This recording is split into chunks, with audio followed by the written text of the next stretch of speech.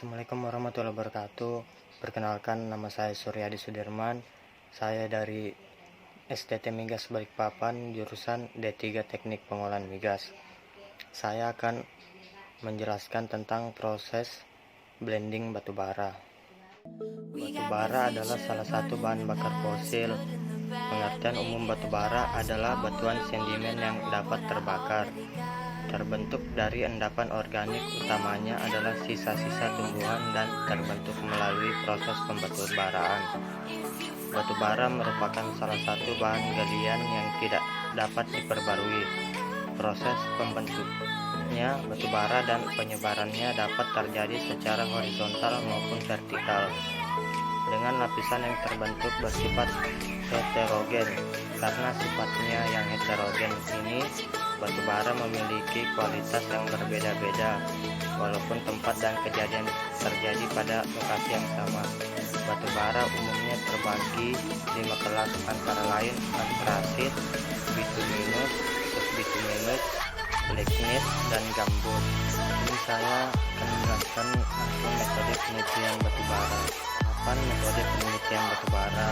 Tahapan penelitian meliputi studi literatur. Penelitian dilakukan dengan mengumpulkan dan mempelajari referensi yang bersumber dari jurnal, buku, skripsi, dan sumber-sumber yang lain yang dapat menunjang dalam penelitian ini yang berhubungan dengan coal blending, metode pencampuran batu bara, kualitas batu bara, dan penunjang lainnya. Kumpulan data. Permasalahan pada penelitian yang diteliti membutuhkan sejumlah data untuk mengatasi masalah tersebut. Untuk mendapatkan data, pengambilan sampel, preparasi, dan pengujian awal kualitas awal sampel batu bara sebelum di blending.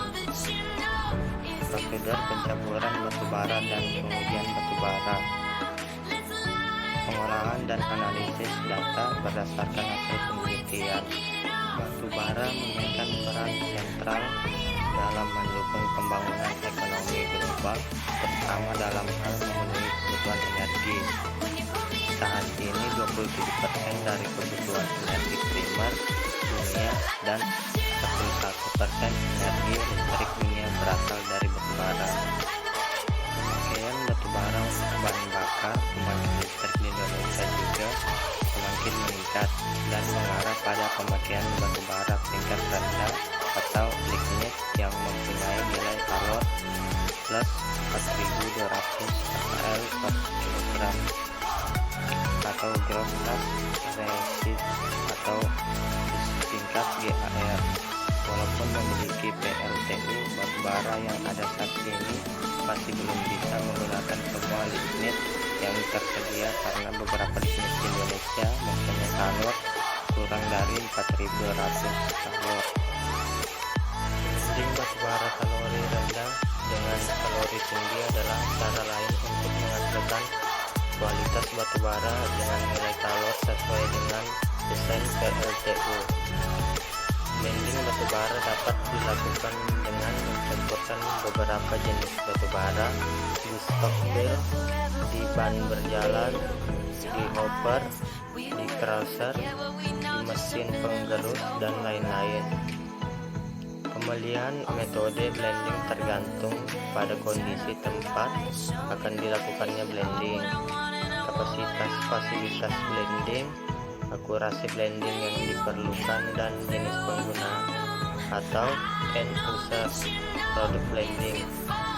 Walaupun aplikasi teknologi blending diperkirakan mempunyai biaya investasi yang lebih rendah dibanding teknologi pengering batu bara, tapi proses blending memerlukan batu bara dengan nilai kalor lebih tinggi atau batu bara dengan harga lebih mahal.